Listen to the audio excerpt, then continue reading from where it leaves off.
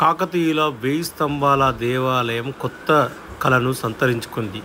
గత 5 ఏళ్ల క్రితం నేలకూలిన 1000 కాళ్ల మండపాన్ని ఇటీవలే పునరుద్ధరించారు.